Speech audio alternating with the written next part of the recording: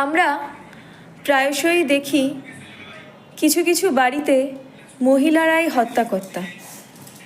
আমরা বলি মহিলা যদি হত্যাকর্তা হয় কোনো বাড়ির, তাহলে সেই বাড়ির কোনো উন্নতি হয় না।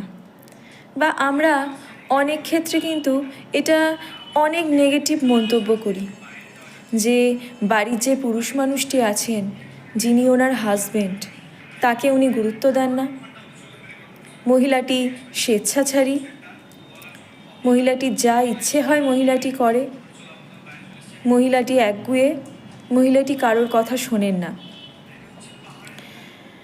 কিন্তু আপনারা কি কখনো তার বাড়িতে খতিয়ে দেখেছেন?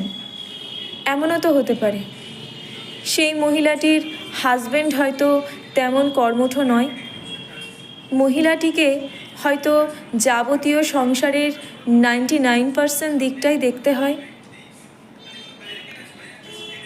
সেই কারণে হয়তো মহিলাটি নিজেকে আগাগোড়া শক্ত করে নিয়েছে।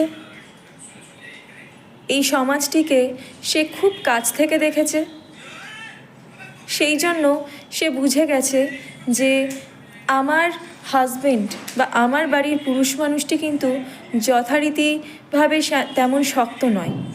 আমি যদি শক্ত না হই তাহলে আমার সংসার ভেসে যাবে বা আমার সন্তানরা মানুষ হবে না, বা আরও জটিল কোনো সামাজিক কঠিন পরিস্থিতির সম্মুখীন হতে পারে।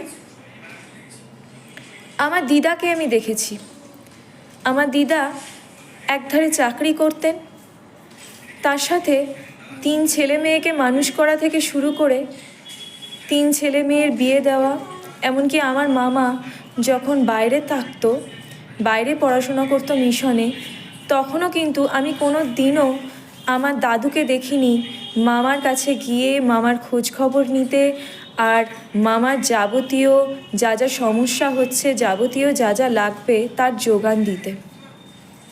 আমার দিদাকে আমি দেখেছি এতটাই পরিশ্রম করতে যে আমার মধ্যে কখনো মনে হয়নি যে দিদা স্বেচ্ছাচারী।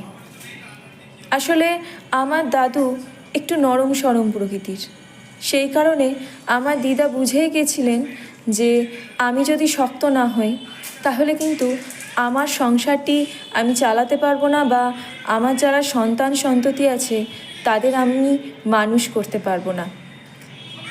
তো এক্ষেত্রে এটা কোনো দোষের পর্যায়ে পড়ে না।